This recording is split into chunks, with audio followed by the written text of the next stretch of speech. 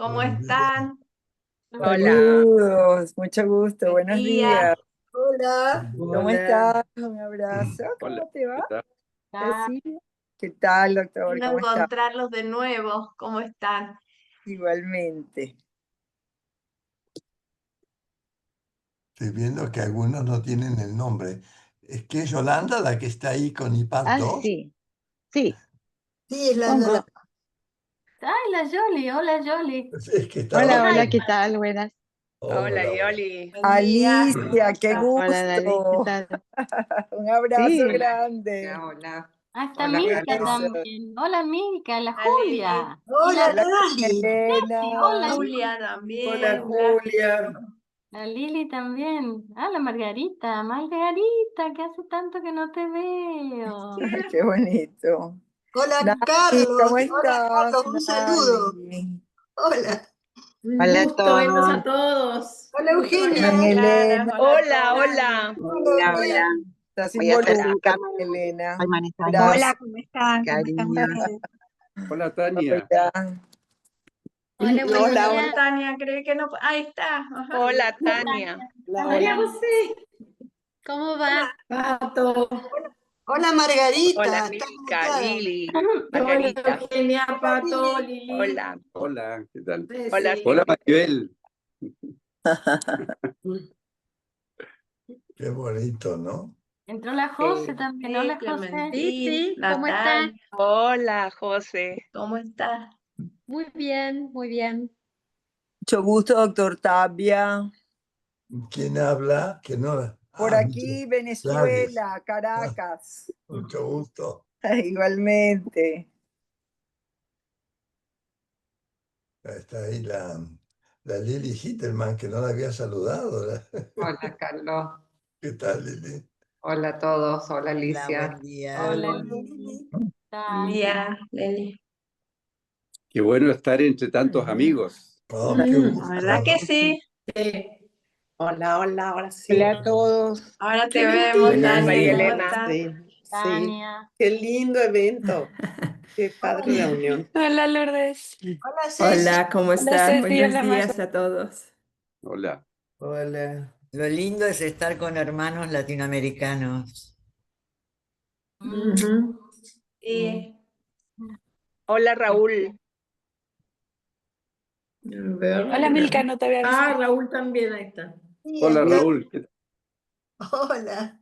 Aquí es cuando uno agradece que haya internet, ¿verdad? Que Sí, podamos tal hacer cual. estos Claro. eventos que son una joya, la verdad, ¿no? Tal cual. Sí. Así es. Hace Hola, un Isabel. hace un rato decíamos qué suerte que tenemos, que vivimos en una época donde hay electricidad y donde Claro. sale el agua por el grifo y no tenemos que ir al pozo. O sea, Acá. muy bien.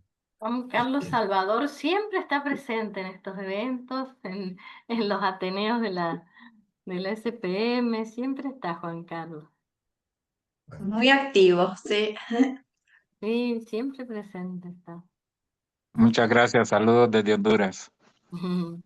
Hola, Juan Hola. Carlos. Bienvenido. Hola. Veo, Sofi, que sigue entrando gente, ¿sí? Sí, Vos avísame cuando esté un poquito más tranquilo y empiezo. dale. Que acá hay 25 en la pantalla y son más Qué de bien, 35. Sí, Bueno, tiene que haber 35. mucho más pantallas, ¿no? A ver, ¿y otra? Bueno, voy a hacer algunos comentarios de organización, después comenzamos el evento, ¿sí? Seguro que hay gente de habla española y gente que habla portugués. En general, hablamos lento y nos entendemos muy bien. Pero en el Zoom también, donde hay un circulito con 3 puntitos, ustedes pueden seleccionar subtítulos si sienten que con eso se van a sentir más cómodos. Los comentarios de los oradores los vamos a presentar en pantalla, que siempre la lectura también facilita un poco, ¿no? Poder seguir con sus ideas.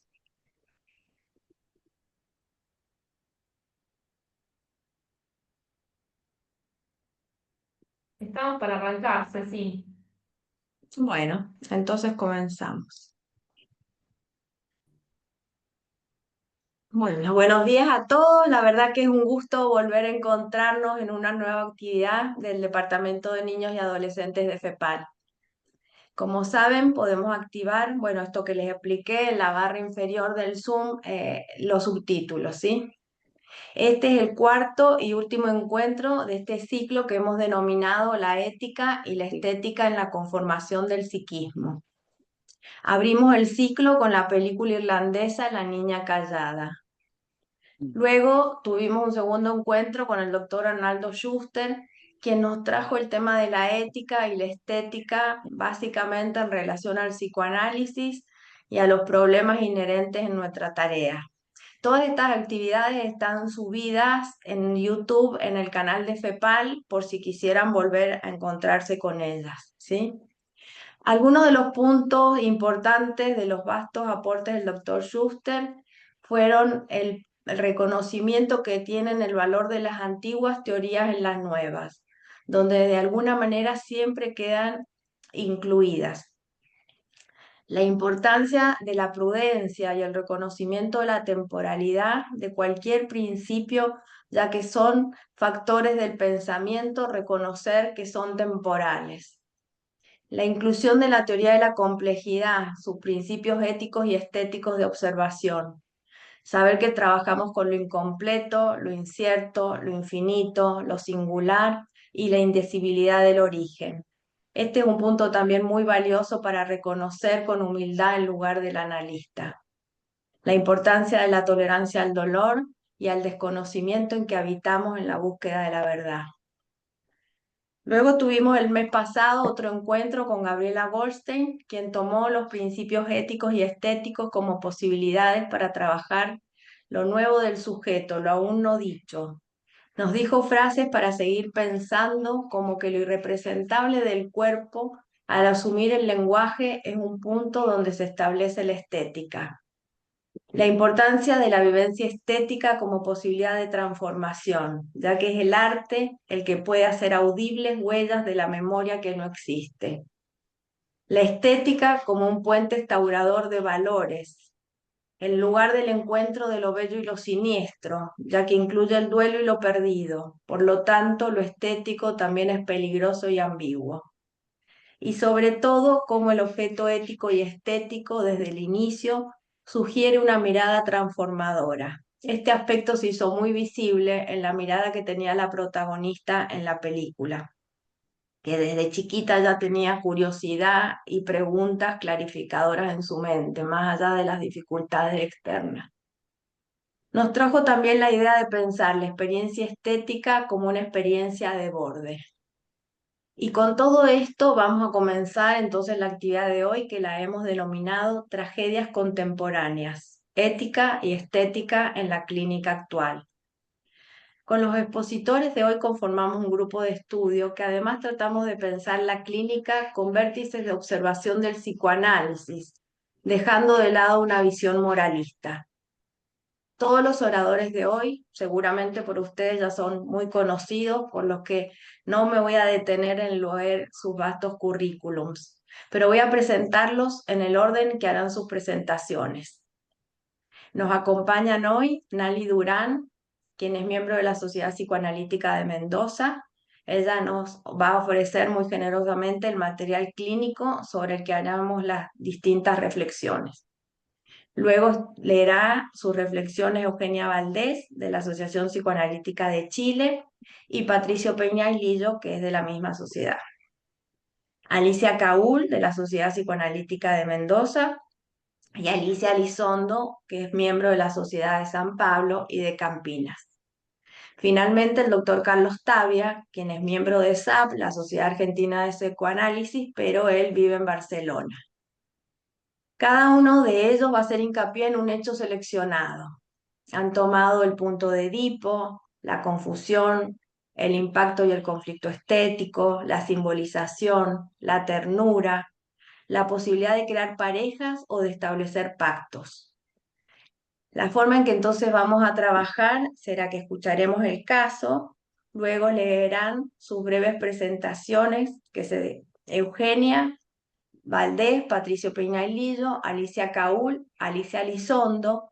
Ahí tendremos unos minutos para poder intercambiar con ustedes en función de las ideas que ellos traen como disparadoras. Y luego va a leer sus comentarios el doctor Carlos Tavia y dejaremos un buen tiempo también para el intercambio con todos ustedes. Bueno, muchas gracias y bienvenidos. Le doy la palabra, Nay. Gracias, Ceci. Bueno, buenos días a todos. Voy a hacer algunas salvedades sobre lo que voy a leer.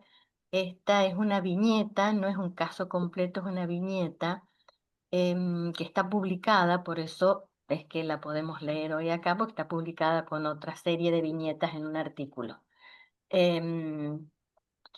Esta es una consulta, es la primera entrevista de una consulta que se realizó en un hospital público. En realidad era un centro de salud infanto-juvenil en donde recibíamos niños y adolescentes de alto riesgo.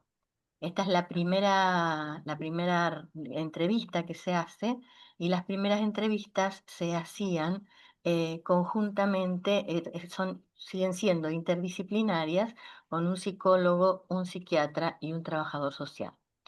Voy a leer esta primera entrevista y algunas cosas que me fueron ocurriendo cuando lo publiqué en aquel momento. Y después, bueno, mis colegas van a hacer los aportes teóricos, como dijo Cecilia, tomando diferentes hechos seleccionados de la viñeta, que es muy corta. El subtítulo que tiene en el artículo es Seducida por amor. Ayelen, una adolescente de 17 años, fue enviada a una institución pública por haber sido abusada por su padrastro. Ayelen: yo no estoy enojada con él. Lo extraño mucho. Yo lo quería. Y él también a mí. Siempre me lo decía. Y me lo dijo cuando se lo llevaba a la policía. Perdóname, Ayelen. Me enamoré de ti. Nunca quise hacerte daño. Y llora desconsoladamente. Y entre sollozos dice: y se ahorcó en la celda del penal. Apenas llegó, se ahorcó. Dicen que dejó una carta para mí, pero mi mamá no me la ha querido dar. Y sigue llorando con sollozos que no la dejan hablar. Entonces el equipo le pregunta: ¿y tú qué piensas de todo lo que nos ha contado tu mamá? Porque su mamá había entrado primero a la entrevista, había tenido una entrevista solas con el equipo y después entra Ayelen. ¿Y tú qué piensas de todo lo que nos ha contado tu mamá? Que tiene razón en estar tan enojada.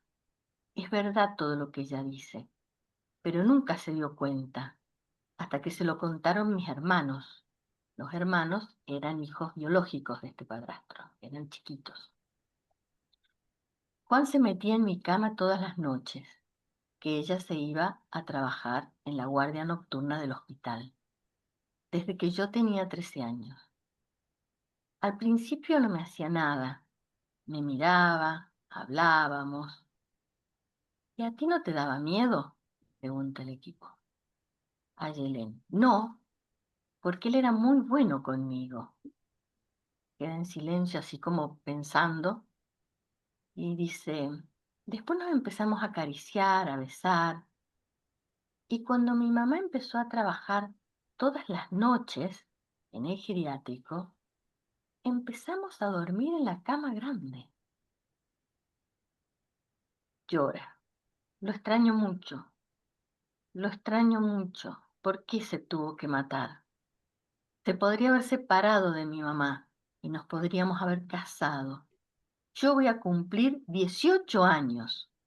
Y mira a los entrevistadores desafiante y con los ojos llenos de lágrimas. ¿Y qué? Les hace: ¿y qué? ¿No lo hizo ese actor famoso, ese feo de lentes grandes?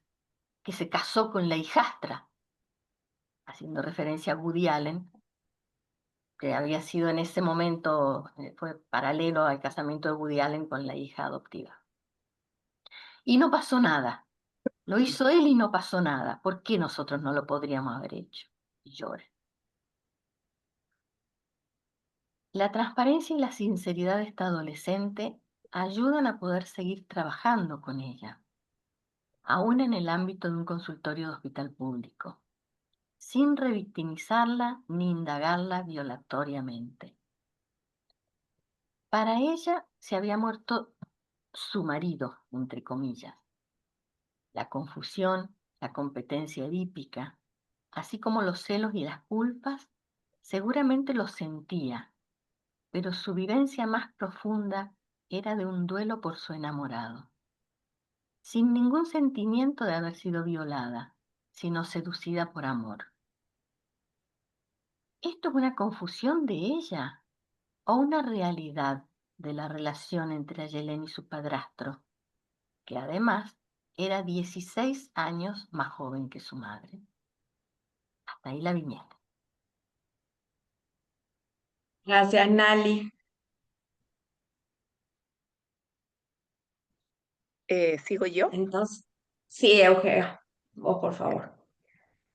Bueno, buenos días a todos y qué agrado poderlos encontrar a todos los que conocemos y a todo el público en general en esta pantalla y en esta oportunidad.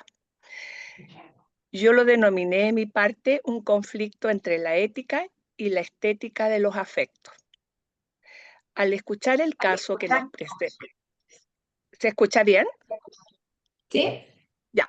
Al escuchar el caso que nos presenta Nali por primera vez, pensé en el drama de Edipo Rey, en donde los protagonistas no tenían conocimiento de la verdad acerca de los vínculos entre ellos. La revelación implicó el suicidio de Yocasta y la automutilación de Edipo al extraerse los ojos. También pensé en una película que se llama El Cuento, que sugiero verla. En el caso de Ayelén, pienso en la fusión en su nombre Ayen-en, fin del ayer. El padrastro se suicida luego de develarse lo acontecido. Ayelén está desconsolada porque estaba enamorada de él. Pensaba casarse al cumplir la mayoría de edad, olvidando que es el marido de su madre.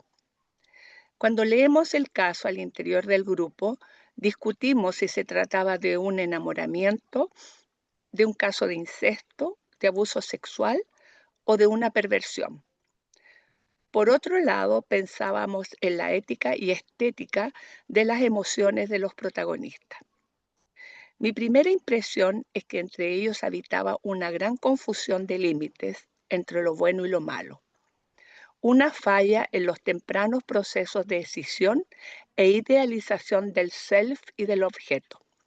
Ayelén se confunde cuando no aparece la diferenciación entre una hija, una adolescente, una mujer y un amante. El padrastro se desdibuja en la confusa distinción de ser esposo, el padre y el amante. Melanie Klein menciona que a la base de la sexualidad infantil está la escena primaria, cuyo acento está puesto sobre el deseo de conocer y por lo tanto descubrir las confusiones, incertidumbres y ansiedades. Entonces, las confusiones parecieran surgir de los vínculos de amor y odio relacionados con la madre y el padre, y la incertidumbre respecto de la bondad y maldad de los objetos y la concomitante ansiedad que proviene de estos vínculos, lo que posteriormente es generadora de conocimiento y la forma de entender o de malentender el mundo externo. Meltzer, al intentar definir y delimitar el concepto de perversión, menciona que es una confusión entre lo bueno y lo malo, creando la confusión como defensa, atacando cínicamente la verdad, como una forma de consolidar una estructura defensiva. Es decir, el padrastro sedujo por estar enamorado. La madre realiza turnos de noche sin pensar en las consecuencias. Los otros hijos sufrieron daño al saber que su media hermana y su padre tenían relaciones sexuales. ¿Ayelén pensó en el daño a la madre? Se puede decir que Ayelén deseaba participar en la escena primaria idealizada, en donde no hay exclusión. Pasa a ser la madre que contiene todo lo bueno. No logra hacer el concebido duelo de los padres de la infancia.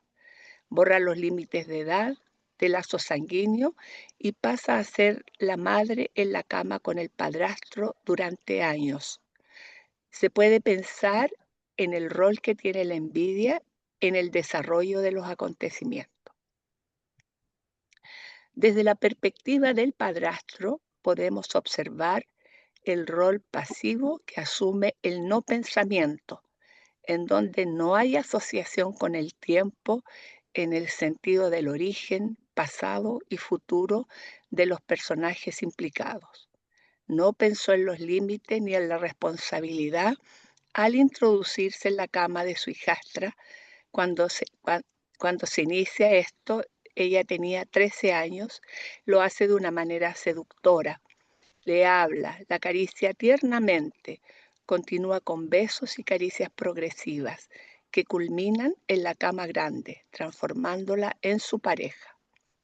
No sabemos detalle de sus actividades sexuales, pero son sus propios hermanos quienes informan a la madre que Ayelén duerme con su padrastro en su ausencia. Si había quebrado la ética y la estética, se desarma la trama. ¿Qué vendrá después? Ahí finalizo mi presentación. Muchas gracias, Eugenia. Ahora le damos la palabra a Patricio.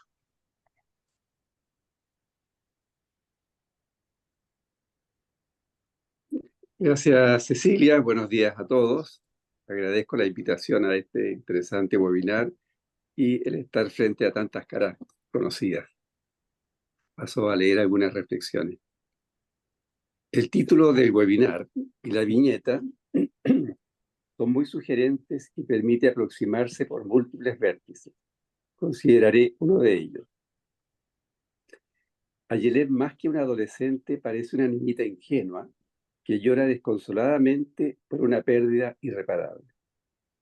Me sorprende la característica del relato, su ingenuidad, simpleza, descripción lineal de los hechos, con un uso cognitivo de las palabras, pero carente de la connotación e implicancias del drama que estaba viviendo ella y su familia.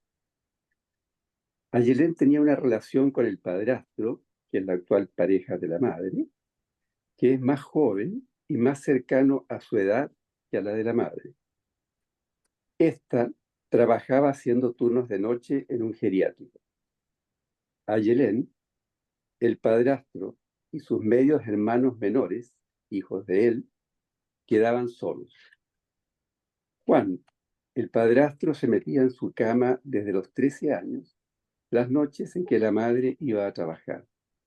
Los hermanos menores le cuentan a la madre que Ayelén duerme con el padre.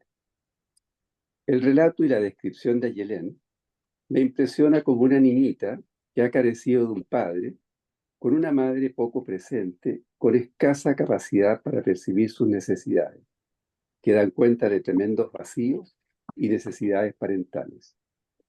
Ser vista, mirada, escuchada para una niña carenciada que inicia la adolescencia es un reconocimiento importante que en alguna medida trata de tapar esos vacíos.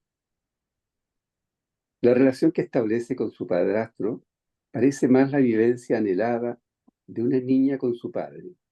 Comillas. Siempre me decía que me quería. Cuando la madre se va a trabajar, se queda en la cama grande con él. Y la solución que encuentra para retenerlo es como en el caso Juanito de Freud, en el análisis de la fobia de un niño de 5 años. Juanito le dice al padre, cuando sea grande me casaré con mamá.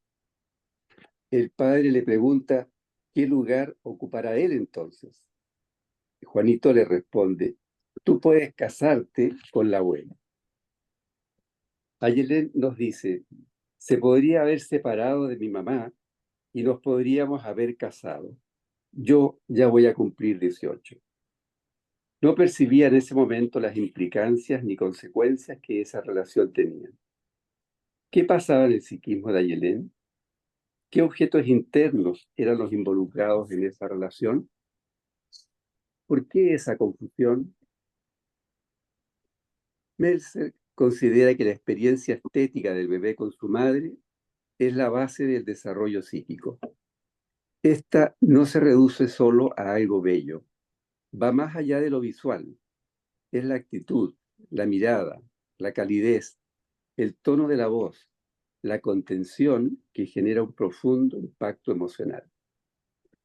Pero la madre también es imprevisible, ausente, desconcertante, desconocida.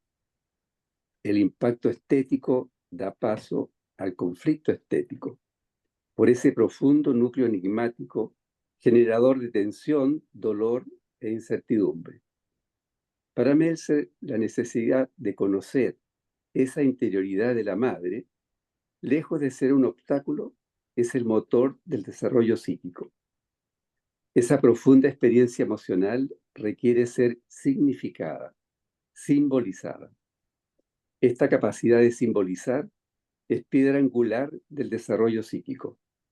Establece la fundamental diferencia entre el pensamiento simbólico, la capacidad de pensar sobre los propios pensamientos, las emociones y acciones, y diferencia del uso de signos y palabras en sentido lineal y concreto. Ayelen, me parece, tiene un déficit en esa función. Sus expresiones dan cuenta de un pensamiento infantil concreto que no le permite acceder a la significación e implicancia de su relación. Su self infantil necesitado es el que está involucrado en esa relación. Como suele ocurrir, esta parece ser una familia de miembros con necesidades muy precoces, insatisfechas o defectuosamente cubiertas. Hijos menores, abandonados en sus ansiedades, expuestos crudamente a una escena primaria confusa. El padre con la madre, el padre con la hermana. La madre elige una pareja hijo. Ella debe trabajar para mantener a su familia, pero paradójicamente tiene un trabajo de noche, en que cuida a personas que no lo pueden hacer por sí mismas. Ello implica, sin embargo, descuidar a sus propios hijos. ¿Habrá algo de eso en su propia historia? Un padre y padrastro, a su vez, escoge una pareja mamá, que se queda solo por las noches con sus hijos hermanas, y sin poder ejercer su función paterna y controlar sus propios impulsos. ¿Fue insuficiente la temprana decisión estructural que protege de las ansiedades persecutorias y confusión, que incorpora el elemento ético al diferenciar claramente entre lo bueno y lo malo, lo correcto e incorrecto? Esa primera relación materna-infantil no favoreció e impidió el acceso a la capacidad de simbolización. La viñeta es breve, desconocemos gran parte de los antecedentes. También es enigmática para nosotros, pero nos produjo un gran impacto emocional que nos lleva a querer encontrar explicación, darle algún sentido. Sin embargo, debemos tolerar el desconocimiento y solo atrevernos a hacer algunas conjeturas psicoanalíticas desde vértices muy parciales. Gracias. Muchísimas gracias, Patricio. Ahora le damos la palabra a Alicia Caúl. Bueno, buenos días a todos. Es un gusto compartir con ustedes este momento. Yo voy a enfocar el material desde el punto de vista de las mentiras y verdades. si pensamos en Ayelén poseyendo una organización de personalidad con fisuras en la conformación de la pareja combinada como objeto interno, desde esta falla podría favorecerse un funcionamiento mentiroso, reemplazando el deseo de conocer ese objeto enigmático por apropiarse de él intrusándolo. Keats dice, la verdad es belleza, la belleza es verdad. Es decir, que al estar intrínsecamente ligadas, la experiencia de la verdad de la belleza conduce a la verdad. Los hermanos denuncian la verdad. Si la matriz de los objetos internos interiorizados está rota, en el sentido de que la función paterna como reguladora, protectora y representante de la ley resulta fallida, se desencadena el funcionamiento falaz. Una parte de sí misma conoce la verdad. Dice Ayelén, mi mamá tiene razón en estar enojada. Sin embargo, se justifica desde haberse enamorado. Penumbras, claroscuros, esposa de noche, hija de día, sentía que había muerto su marido, mentiras, ocultamientos. El engaño al objeto externo daña a sí mismo al objeto interno, pues desaparece el misterio, anulándose tanto la ética como la estética de ellos, y no se genera la experiencia de belleza que exige respetar lo desconocido. Asimismo, ¿de quiénes y desde dónde surge el enamoramiento? Conjeturo que se enamoró desde sus aspectos infantiles, carentes de figuras materno-paternales, porque no había alcanzado la madurez para renunciar a un objeto vinculado, ocupado, el padrastro, pero además desde el imperio de la confusión, nutridas y alimentadas por las respectivas falencias maternas y de éste. La consumación del incesto como conflicto edípico termina trágicamente como en Edipo, pues sustituye el enigma de la pareja en relación creativa por certezas. Ella dice, al tener 18 años podía separarse de mi mamá y casarse conmigo. Así, el tejido de mentiras es realizado y entrelazado por la madre, su pareja y la niña, excluyendo posibilidades reparatorias, sublimatorias y culminando en desgracia familiar. Antígona, hija de Edipo, muere por enterrar a su hermano insepulto y muerto a manos del otro hermano, pero al hacerlo desobedece la ley humana. Entre otras excepciones, su nombre significa en lugar de la madre o digna de su padre. Si bien representa a quien defiende la vida, el mito también refleja la muerte de la descendencia de Edipo y Yocasta, sus 3 hijos. Los hermanos de Ayenel, denunciantes de esta guerra fraterno-familiar, también son alcanzados y padecen las consecuencias de enfrentar esta tragedia. Muchísimas gracias, Alicia. Y ahora vamos a ver a Alicia Elizondo, que está con un problema en la voz. Vamos a ver si puede leer. Si no. Buenas tardes a todos, una alegría estar aquí. Yo voy realmente a hablar muy poquito de las tragedias contemporáneas y Cecilia lee lo que yo escribí de la ternura. Yo creo que una de las grandes tragedias contemporáneas es la confusión que existe entre lo permitido y lo prohibido, entre las diferentes generaciones que no permiten la simetría entre lo que sería la creación, el pensamiento, la copia y la imitación, entre lo que son las conquistas ontológicas y aquellas otras conquistas utilitarias, como por ejemplo las que existe entre el sueño, el delirio y la alucinación.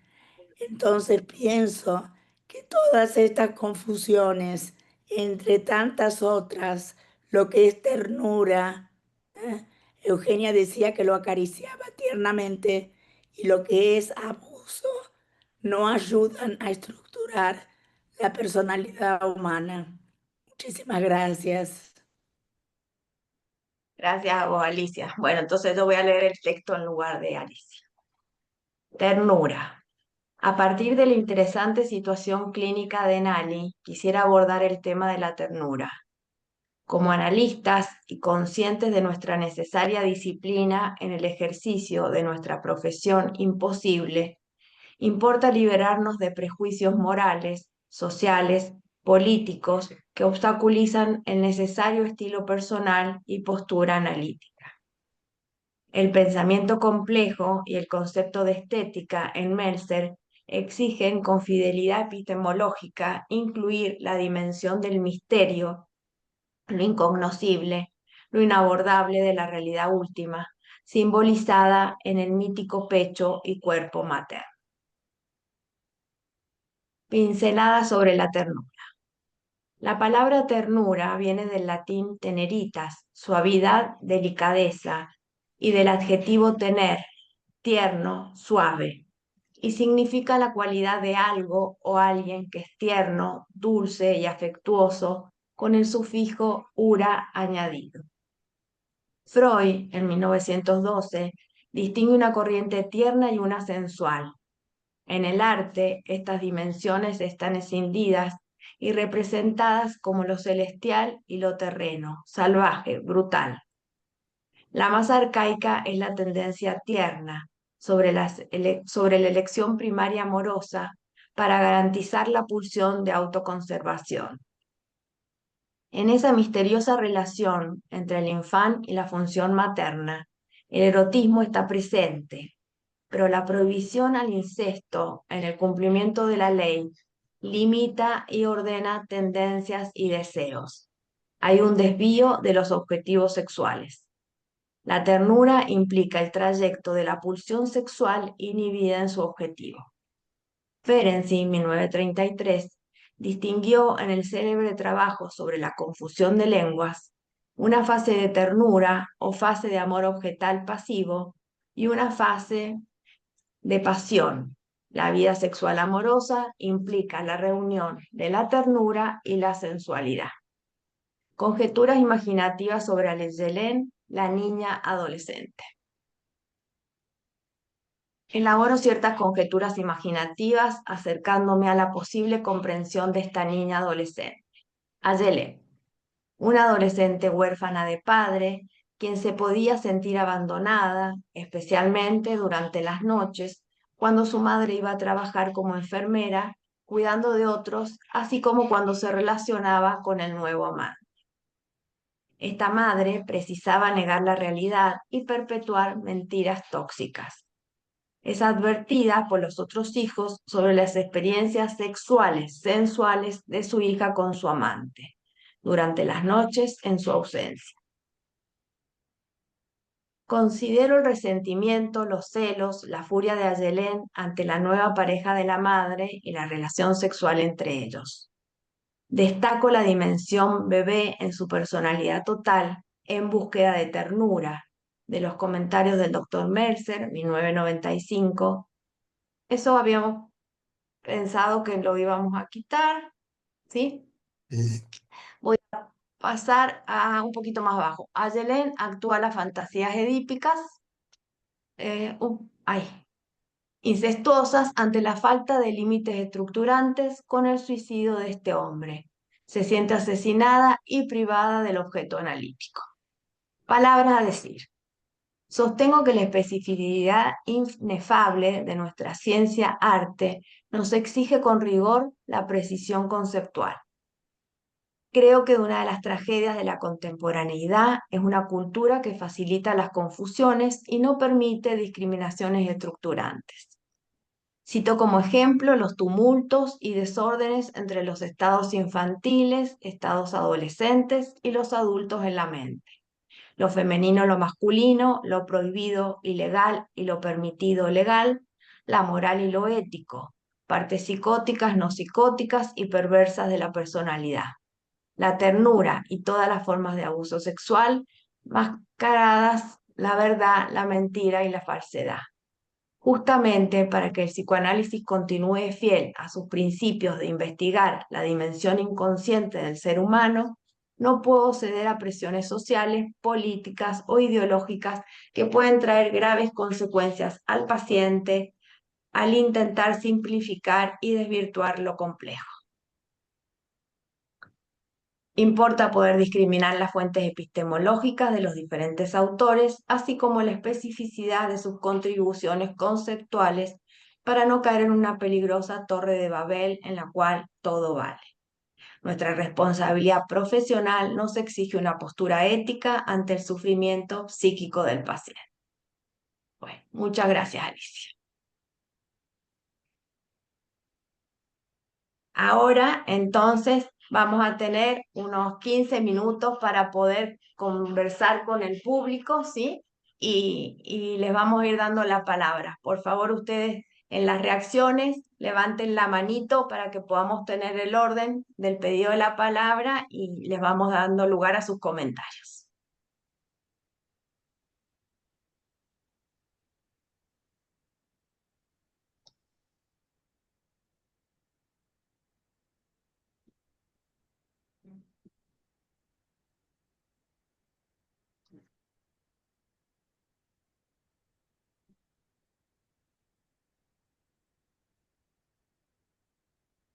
Entiendo que el caso es conmovedor y los puntos a trabajar son varios, ¿no? Que tal vez están organizando un poco sus ideas también.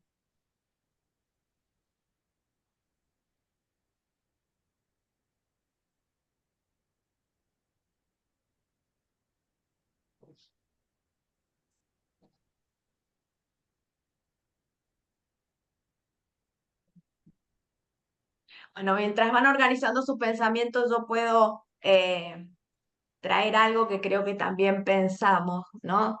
Como un primer objeto en la mente está conformado también por el pecho y desde las ideas de Meltzer el pecho también tiene un pezón que implica un límite, discrimina, hace una pequeña discriminación y entonces también entre las cosas pensadas decir esto entre lo que se puede y lo no se puede, lo permitido y lo prohibido, si sería también una idea inicial que se puede dar en la mente, que va organizando, ¿no? Un poco también la historia y el devenir de los hechos.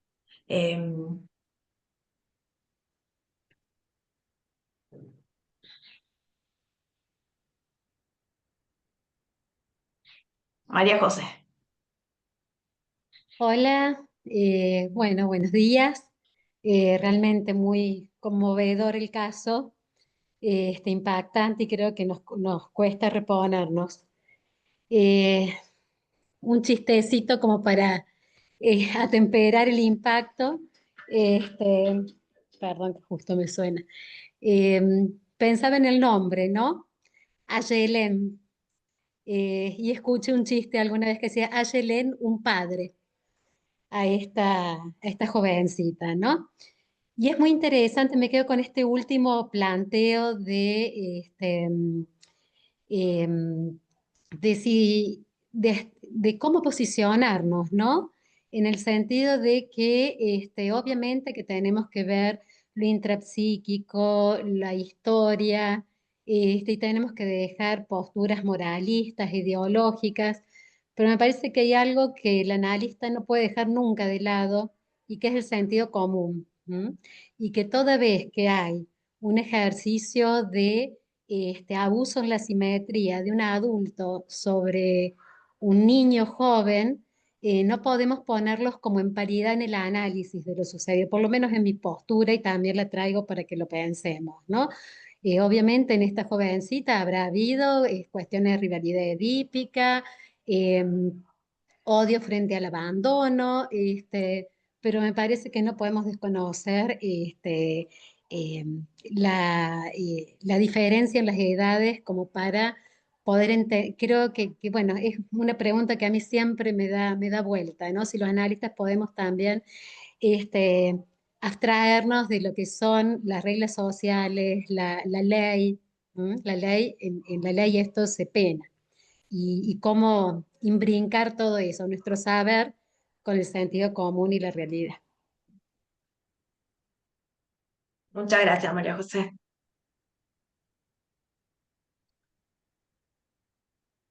Margarita, estás muteada. Estás muteada. Ahí. Hola, ¿qué tal? Hola.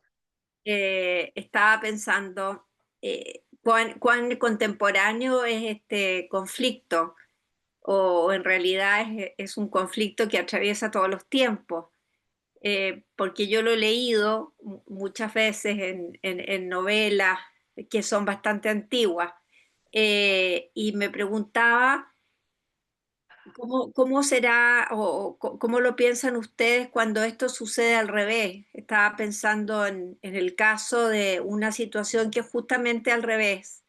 Es el caso de un matrimonio joven, que está varios años casado, y que la madre le quita a la hija al marido, que también es igualmente impactante. Entonces quería conocer un poco la opinión de ustedes. No sé la historia, no tengo antecedentes, pero es un caso muy conocido aquí en Chile, muy público.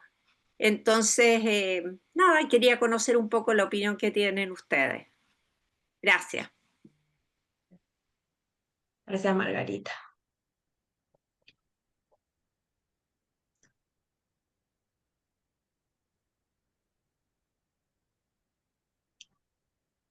¿Alguien quiere responderle algo a Margarita mientras se levantan otras manos?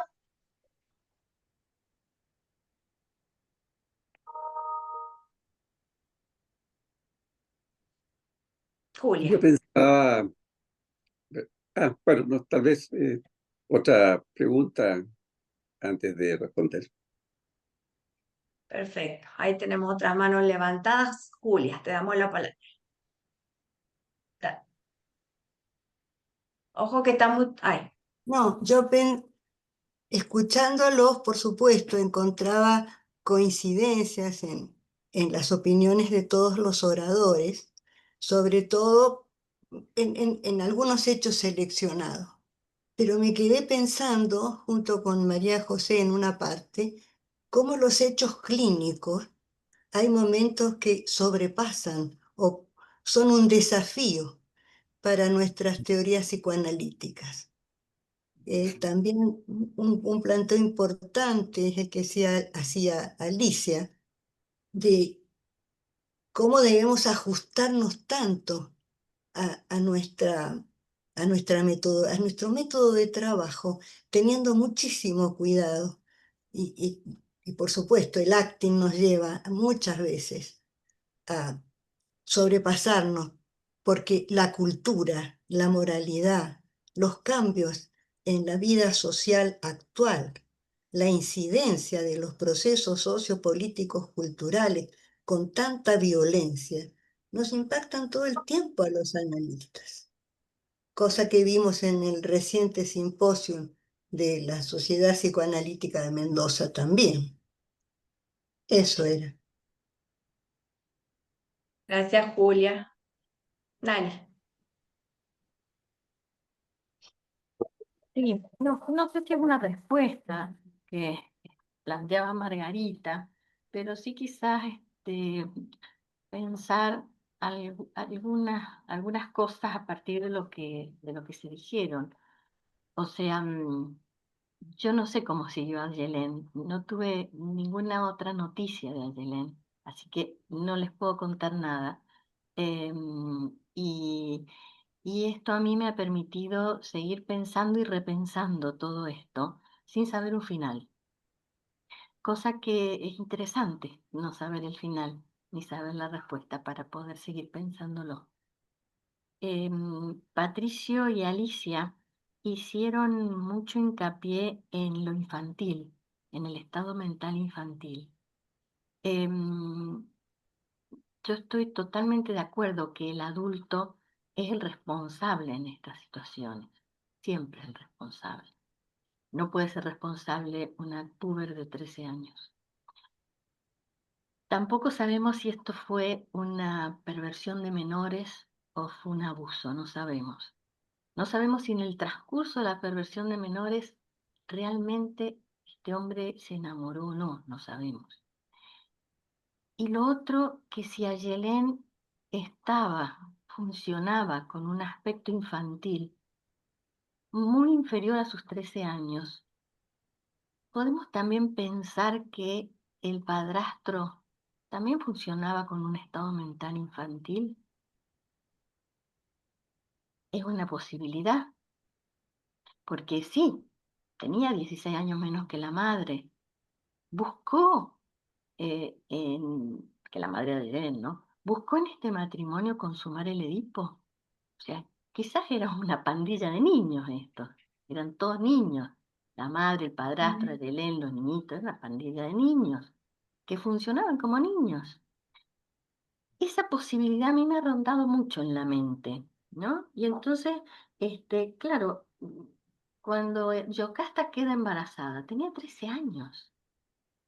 O sea que cuando se reencuentra con Edipo tantos años después, tampoco ella era tan vieja. La mujer de Macron, el presidente de Francia, que de alguna manera, no sé si responde a esto, algo de lo que preguntaba María José, es no sé cuántos años menos que él, era su profesora. Y tuvieron que, cuando él tenía 15 años, que empieza esta relación, se rompieron dos familias y tuvieron que pedir como no sé, como no sé si un apoyo o una protección legalmente para que no los metieran presos, una cosa así, algo he leído, no tengo bien presente cómo es. O sea que, claro que esto se da hacia todos, hacia ambos lados. Lo que yo quiero rescatar son los estados mentales, no las edades cronológicas. Porque si somos psicoanalistas, también tenemos que pensar en el sufrimiento del otro según el estado mental que tenga. Porque, bueno, viene un paciente y dice, sí, tengo 38 años, estoy casado. Sí, tenés 38 años en el documento. ¿Cuántos años tenés en la mente? ¿Estás casado? Sí, pero ¿realmente estás casado? O sea, son cosas que damos por hecho y no son tan hechos. Es como una duda, tampoco lo doy como algo seguro porque no conocí más los protagonistas de esta tragedia, pero sí estas dudas me siguen dando vuelta en la mente. Muchísimas gracias, Nali. Bueno, creo que traes algo importante de la función de estudiar el estado, ¿no? Y los estados de la mente y las edades mentales y la significación interna de los hechos. Gracias. Ale, te doy la palabra. Hola, ¿qué tal? Bueno, muy lindo el caso y las presentaciones. Yo simplemente agregar una pregunta, ¿no? Porque pensaba, ¿cómo habría sido después el proceso analítico o la psicoterapia en el contexto de una institución hospitalaria? No sé si siguió, se abandonó, no importa. Son todas conjeturas, ¿no? Pero pensaba también qué difícil para el psicoterapeuta o el analista de esta supuesta paciente, en el caso que hubiera seguido, ¿no? Tratándose, cómo abordarla, ¿no? Porque por un lado, siguiendo lo que dice Nali, es una puber en un estado mental infantil bebé. Y por otro lado, también esa convicción, ¿no? Casi delirante como un foco psicótico que hace que sostenga esa posición con respecto al vínculo con el padre, ¿no? Simplemente preguntas, qué difícil abordar desde el punto de vista del trabajo analítico a una paciente así. Muy interesante, gracias. Gracias, Alejandra. Laís. Gracias, Cecilia. Muchas gracias por el caso, Nali. Magnífico, qué bueno que lo publicaste y se le está sacando tanto el jugo. Cada una de las exposiciones me ha gustado mucho, mucho los enfoques de cada quien, ¿no? Y da tanto para pensar.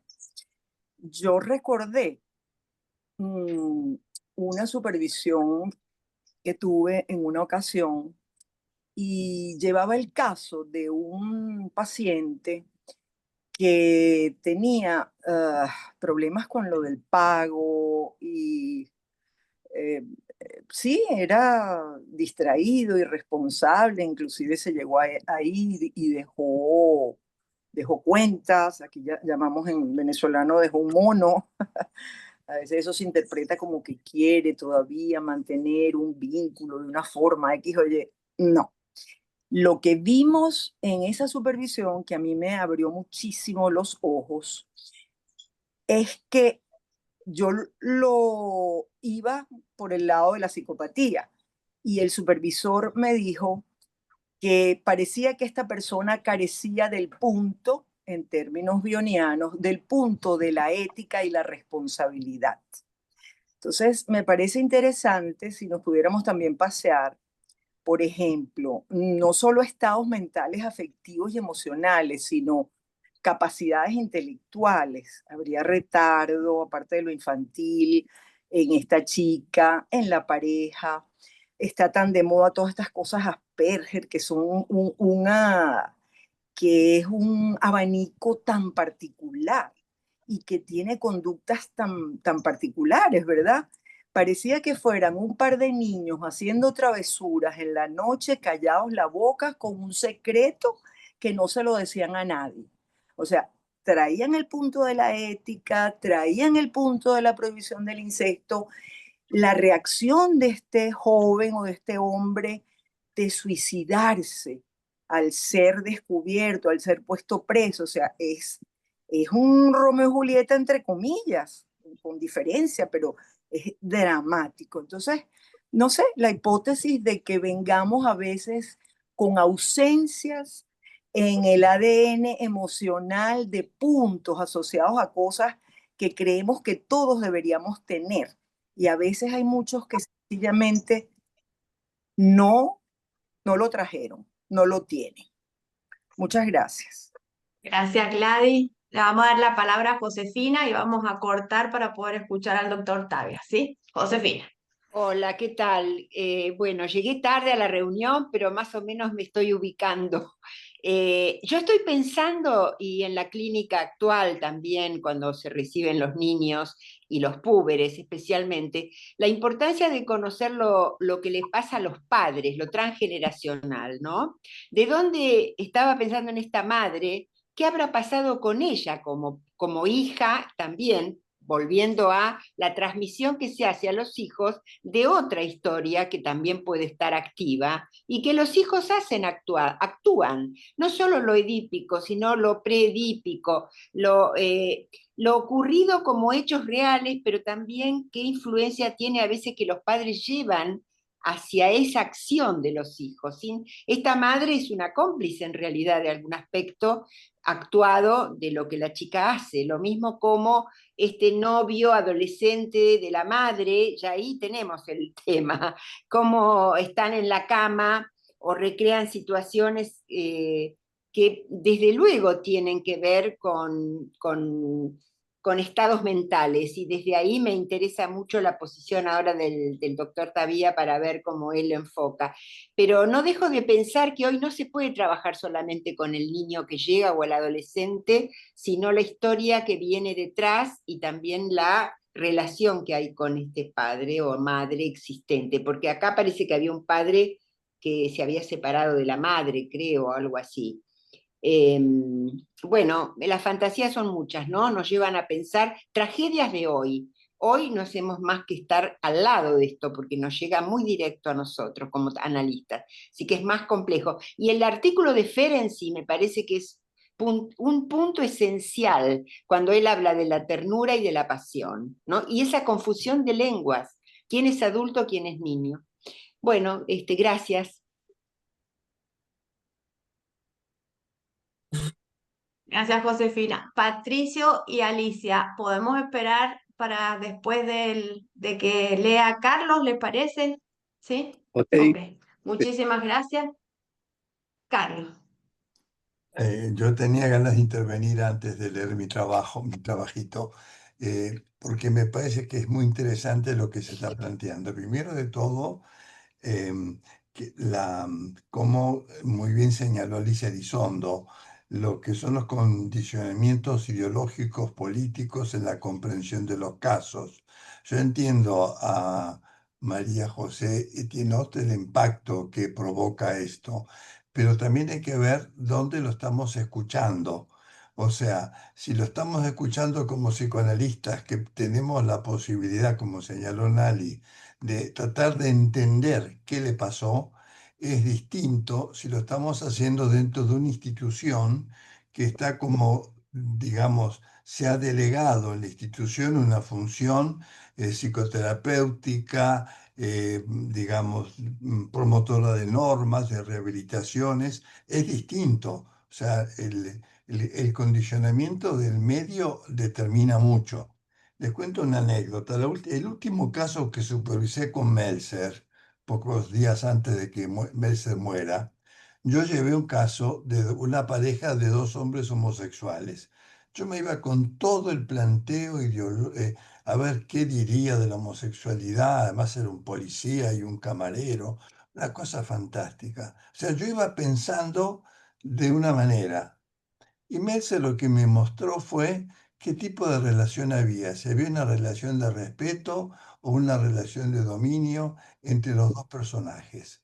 Es decir, yo creo que el prejuicio que nosotros llevamos para enfocar el caso a veces nos enceguece como Edipo que no nos deja ver un poco la realidad. Yo creo que hay que diferenciar mucho en qué momento desde dónde estamos para mirar, ¿no? Y una cosa es lo que se está proponiendo hoy, digamos, una mirada psicoanalítica desprejuiciada de lo que es este fenómeno tan serio que es las confusiones, que es lo que también señaló Nali. Yo voy a leer algo que pensé y para esto me sirvió bastante el libro de Bion, Memorias del Futuro. No sé si algunos tiene presente Sí, el personaje de la camarera, que finalmente es el personaje más fuerte sí, de sí, sí. de toda la obra, porque es la única que está en contacto con la realidad y es la única que cambia en el personaje. Yo empecé, no sé si lo van a poner el texto o no hace falta. Sí, eh, ahí creo que Sofi lo está por poner. Sí, un segundito y ahí lo comparto. Yo empecé tomando un trocito del material que nos ofreció gentilmente Nali. Eh, eh, bueno, esto lo leo porque el texto dice la confusión, la competencia edípica, así como los celos y las culpas, seguramente los sentía, pero su vivencia más profunda era de un duelo por su enamorado, sin ningún sentimiento de haber sido violada, sino seducida por amor. Y se pregunta, ¿es esto una confusión de ella o una realidad de la relación entre Ayelén y su padrastro? No, este no es mi No, texto. ese no es Sofi. Ahí en el WhatsApp te lo volví Sí, a sí, sí. compartir.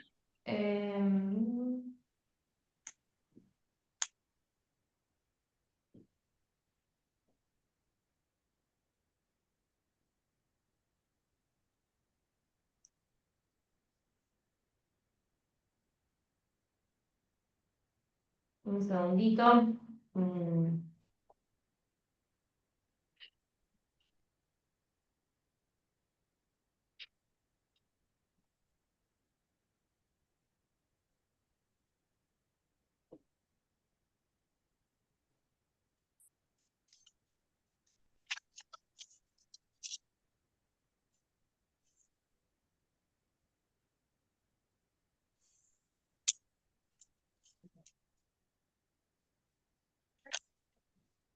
¿Lo tenés, Sofi? Sí, tengo un problema para compartirlo. Un segundito, a veces pasa esto. Dale.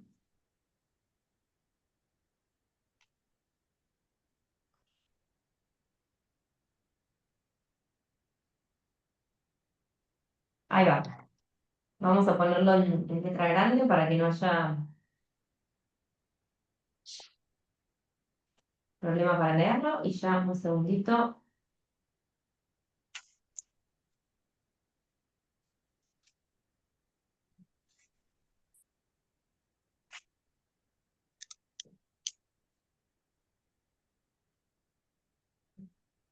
Ahí está. Ahí estamos, disculpen. No, Está gracias. bien. Igualmente, gracias. Bueno, el texto ya lo leí. La situación clínica planteada a partir de Ayelén despierta muchos interrogantes inabarcables en un encuentro. Allí se hacen presentes todas las emociones y despuntan estados mentales que necesitan ser descritos, sobre todo el estado confuso. Ese estado se deriva de una mezcla entre culpa persecutoria por haber traicionado a la madre y un dolor sin consuelo por haber perdido al amado. Pero, ¿quién es Ayelén? ¿Qué organización caracteriza su personalidad? Preguntas tan pertinentes como para hacerse respecto al padrastro. Ayelén, al igual que todos, tiene fisuras en su personalidad. Cabe interrogarse, ¿desde qué parte de su personalidad se enamoró del padrastro? Si el término enamorarse, es el adecuado para esta situación. Antes de continuar, creo necesario establecer algunos aspectos para diferenciar los significados de las conductas. Solo se puede acceder a la ternura cuando se toleró una inicial escisión estructurante que posibilitó la posterior represión de la conducta sexualizada y asumir la prohibición del incesto. Si falló esa primera escisión, queda expedito el terreno para la transgresión. Cuando al pecho se lo escinde del pezón, ese inicial tercero regulador, se puede creer que no existen los límites y así estimularse la fantasía omnipotente de acceder al objeto deseado sin restricciones. Esta creencia se puede alimentar tanto desde el infante, desde una ingobernable voracidad y envidia del bebé, una alta intolerancia a la frustración, como por violencia de la parte psicótica que no tolera la relación y niega o destruye la función vinculante del pezón pene. Pero esa creencia se puede alimentar también desde la abdicación de las funciones parentales de los adultos. Una abdicación que se puede expresar tanto por defecto, padres ausentes, sobre todo emocionalmente, como por exceso, una desbordante presencia del objeto capaz de generar una mala gestación del necesario sentimiento de omnipotencia en el bebé. Otra manera de expresarse la desbordante presencia del objeto es a través del clima erotizado, estimulado por la falta de privacidad de los adultos, no exento de cierto exhibicionismo. La complejidad implícita en la construcción de esa creencia no se puede circunscribir a la alternativa, sino a la conjunción de infante y ambiente en tanto protagonistas necesarios para el desarrollo de la realidad psíquica. Cuando no se logra reconocer al pezón como tercero necesario, esto puede repercutir en dificultar el reconocimiento de las diferencias generacionales. Dificultad que podría estimular una falsa concepción democrática de las relaciones familiares más próxima a una fratria que a un conjunto capaz de tolerar las diferencias necesarias para el desarrollo de sus integrantes. Estoy de acuerdo con lo que señalaba Nali, que el que haya un hombre de 50, una persona de 13 y niños de 12 no es una familia.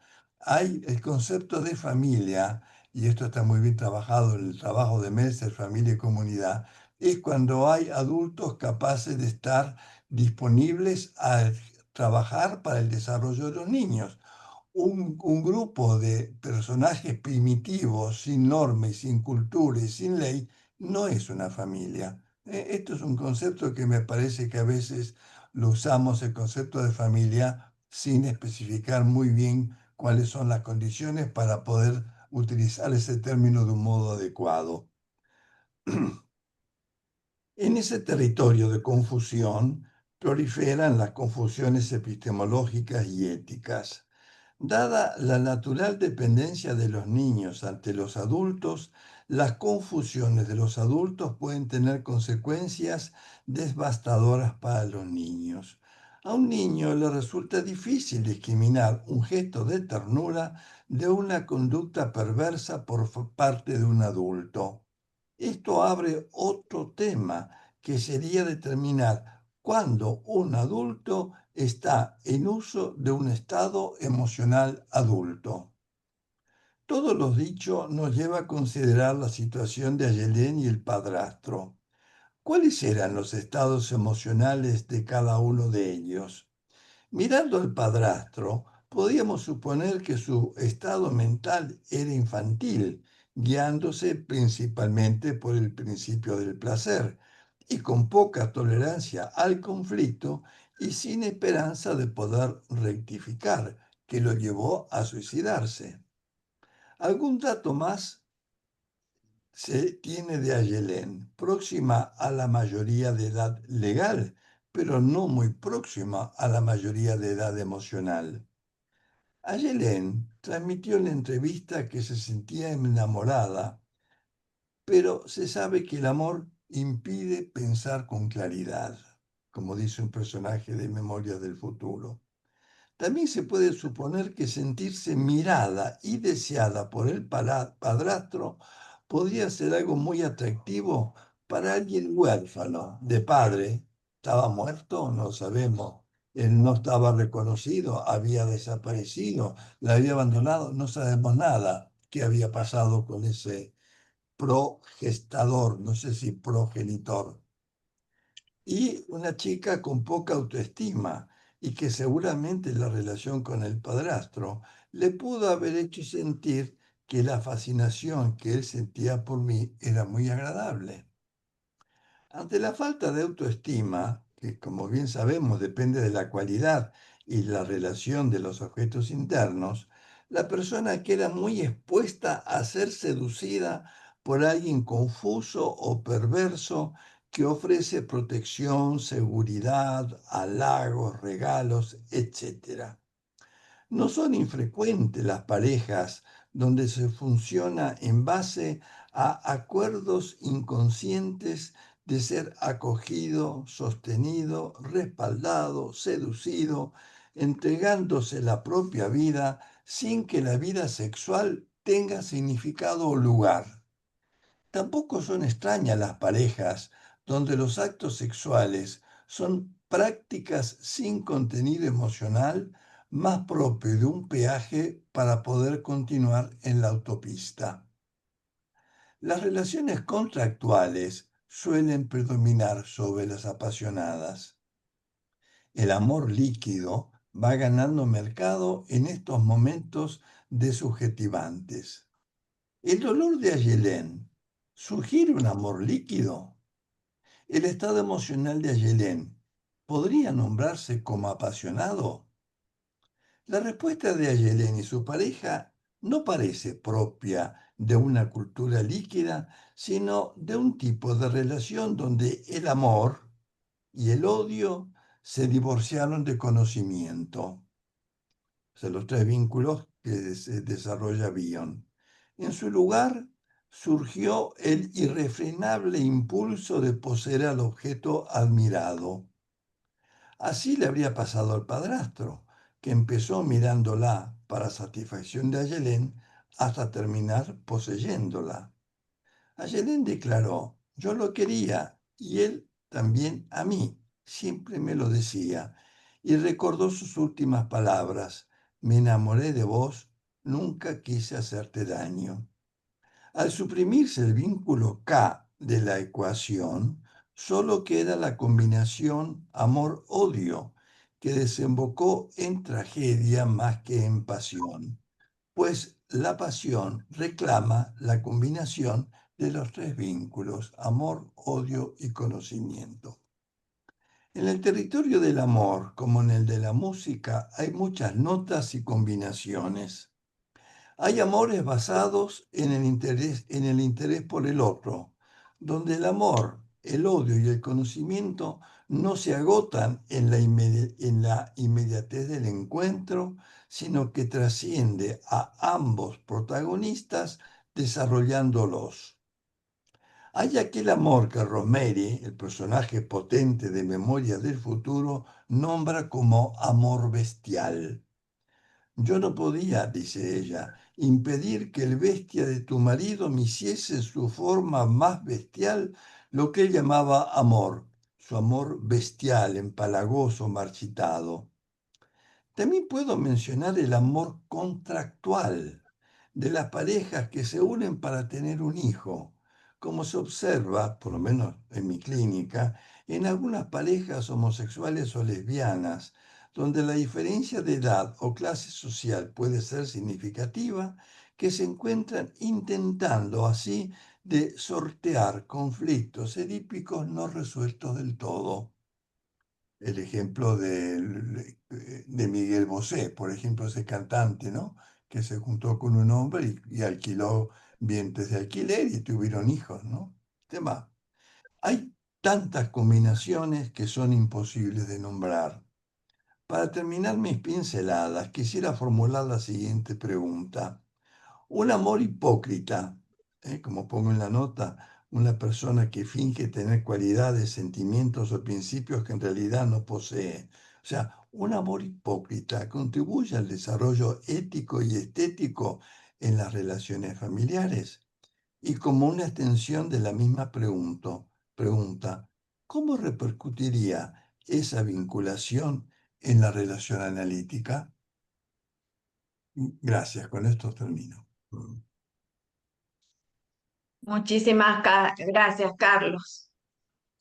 Ahora volvemos a dar una ronda de palabras. Creo que Alicia y Patricio habrían pedido en la ronda anterior. Les puedo dar la palabra para comenzar. Alicia. Yo quería simplemente decir de que cómo vamos a tratar a Ayelén en el consultorio en una situación imaginativa, sin memoria, sin deseo, y ver qué es lo que ella trae. Tratar de olvidar toda esta historia para poder entrar en contacto con el inconsciente de Ayelén. Gracias, Alicia. Patricio. Sí, me parece interesante lo que se genera a raíz del caso que trae Nali, y creo que es importante. No vamos a hacer los analistas ningún tipo de juicio moral, ni poner nombres, ¿no? Ni diagnósticos así tan impetuosamente. Freud decía, el objetivo del psicoanálisis es entender lo que está pasando. Y desde esa perspectiva, entonces uno se pregunta, en esta relación, ¿qué tipo de relación es la que buscaba Ayelén y el padrastro? ¿Con quién se quería relacionar? ¿Con quién se quería casar Ayelén? ¿Con quién se está vinculando Juan, el padrastro? Y se hablaba entonces de qué estados mentales están involucrados. O sea, necesitamos saber entonces cuáles son los objetos internos que están ahí actuando. Nuestras conductas, nuestro funcionamiento va a depender absolutamente de los objetos internos y de cómo se relacionen esos objetos internos. Y esos objetos internos van a depender también de cómo se han dado el vínculo temprano, ¿no? Y cómo se fue desarrollando la psiquis.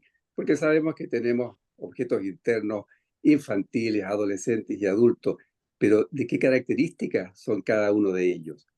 Y nos interesa entonces entender cuál de ellos se vinculó acá.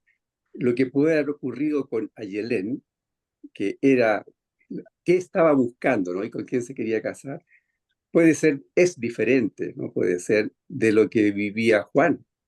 Por algo Juan, el padrastro, se suicida, ¿no? Y le dice, no te quería hacer daño. Están en distintos niveles de comprensión también de lo que estaba ocurriendo. De manera que es fundamental entender esto de los objetos internos que se estaban involucrando y en qué tipo de relación, porque cuando entendemos eso, podemos entender el porqué de estas tragedias contemporáneas que son muy frecuentes. Margarita nos traía otra desde la otra perspectiva. Y cuando entendemos, bueno, también podemos hacer algo al respecto, ¿no? Pero no efectivamente hacer un juicio moral, sino que desde la comprensión psicoanalítica de lo que está pasando en el mundo interno. Gracias, Patricio. Saben que me hiciste acordar de un caso de un niño que yo tuve hace muchos años atrás y para poder ver la motivación interna que se juega muchas veces en los vínculos, su familia, bueno, en una catástrofe habían muerto varios de sus hermanitos.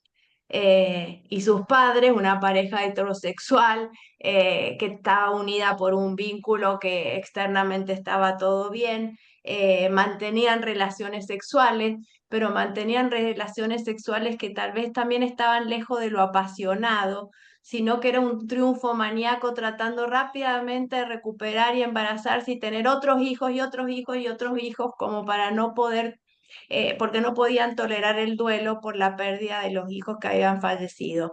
Entonces, me parece que son situaciones que nos invitan a pensar mucho más allá de lo externo, del hecho concreto, de lo observable, porque aún en situaciones que pareciera que no hay estas dificultades que nos trae el caso de Ayelén, tampoco tenemos la seguridad, ¿no?, de que son relaciones amorosas, cariñosas, de cuidado, ¿no?, de un vínculo apasionado. Para complementar, Cecilia, en esto que lo mencionaba Carlos, porque hablaban también del amor, también es importante entender que el amor implica estar en posición depresiva, porque implica responsabilidad, implica un trabajo, implica un cuidado y una preocupación por la pareja.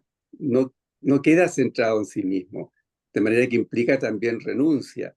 Y claramente eso no estaba en la perspectiva de Ayelén ni en la de Juan. Sí, sí. María Elena. Los felicito, realmente ha sido una tanda interesante, ¿no? Me quedo con la experiencia de la belleza requiere respetar lo desconocido, el misterio. Creo que he dicho por Alicia, no recuerdo de quién. Creo, ¿no? Pensaba en relación a eso, ¿cómo sería la curiosidad del perverso, ¿no? ¿Qué pasa aquí con la curiosidad? ¿Por qué es un menos K? ¿No? ¿Dónde está puesta la curiosidad? ¿En la intriga? ¿En buscar ese quiebre, esa fisura? Pensaba en que esta es cómo aumenta la corriente sexual por encima del ser, por encima del deber, por encima de la moral, ¿no? Hasta dónde llega un ser humano para desconocer los límites anticestuosos, ¿no? ¿Cómo puede esa mente estar? Yo pensaba en una venganza hacia la madre, en la violencia del odio, del resentimiento, de ese aspecto, de ese vínculo en donde hay una confusión tan grande, en donde pareciera que ella no se lastima teniendo estas relaciones, en donde alguien, creo que Patricio habló de lo unidimensional, lo bidimensional, como ese aspecto de confusión en donde pareciera que ellos están en un delirio a dos, ¿no? en donde no hay separación posible y yo me preguntaba quién mató a este señor cuando se mató, qué cosa mató, ¿no? Entonces, bueno, no pretendo que respondan, pero bueno, quise intervenir. Muchas gracias. Gracias, María Elena. Alicia Caúl. Sí. Y sí, un poco con lo que decía María Elena, yo pensaba en que lo que queda atacado es el objeto combinado en su aspecto generativo, creativo, básicamente, que no hay posibilidad, si no hay respeto por el misterio, de un desarrollo en relación a todo lo que planteaba Carlos, ¿no? Creo que no hay posibilidad de desarrollo ni de sublimaciones, y finalmente todos quedan dañados, ¿no? Nada más que eso.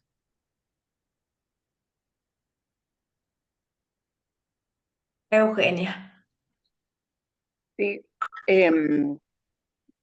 han sido muy interesantes los aportes del grupo, y la verdad es que nosotros trajimos un tema y que cuando recién se inicia la presentación y dimos o sea, cuando termina la presentación de los exponentes y dimos la palabra, todos quedan por un buen rato en silencio, ¿no? Entonces yo creo que todos cuando escuchamos el caso de Nali también nos quedamos así sin pensar por un buen rato, y creo que cada uno dio una perspectiva, vimos una arista distinta y en algunos casos muy complementaria entre nosotros. Y creo que eso es interesante porque el psicoanálisis, cuando en la clínica psicoanalítica uno se enfrenta a muchas cosas y cuando cree que ya eh, lo supo todo, aparece algo nuevo que te hace desarmar lo antiguo conocido y tenemos que dar curso al pensar, ¿no? Y yo respecto pienso yo que se habló, Carlos me parece que habló de la escisión estructurante. Y yo creo que esa es una parte medular en la formación del aparato psíquico. Los primeros, cómo se forma en una primera instancia el yo y el super yo, y cómo estas fallas que son tan importantes llevan como a desarmes de la personalidad tarde o temprano, ¿no? Es como un edificio, si tú lo montas sobre pilotes endebles, en algún minuto se va a desmoronar. Entonces creo que esa decisión entre lo bueno y lo malo, claras, son fundamentales y fundantes, porque si el objeto malo es reconocido como bueno, aparecen las confusiones, o el objeto bueno es entendido como malo, al revés. Eso. Dale. Gracias, Eugenia.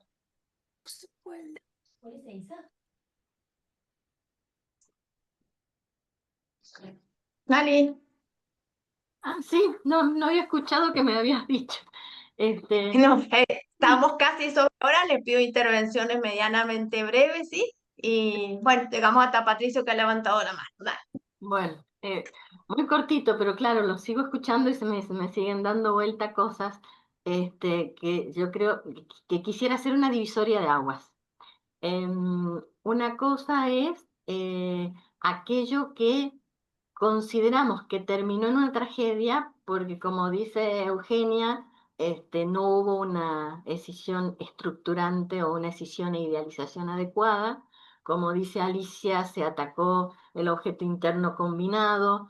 Bueno, por todas estas cosas tenía que terminar en tragedia. Pero la divisoria de agua eso es lo que nosotros vemos y consideramos entendiendo desde el punto de vista psicoanalítico. Otra cosa es comprender el dolor mental de los personajes de la tragedia. Claro. Para comprender el dolor mental de los personajes de la tragedia, tomando la parte de la ética que decía Carlos, habría que pensar, cuestionarnos y pensar, ¿hay una sola ética? O según el estado mental que predomine va a cambiar la ética. El estado mental de esta gente que era infantil o polimorfo perverso, si queremos mencionar el estado sexual que dice Meltzer, es la misma ética de un estado sexual de sexualidad adulta. Desde ahí me parece que como psicoanalista tenemos que comprender el dolor mental y eso cuestionárnoslo. Otra cosa es comprender por qué terminó como tragedia. También lo comprendemos como psicoanalista.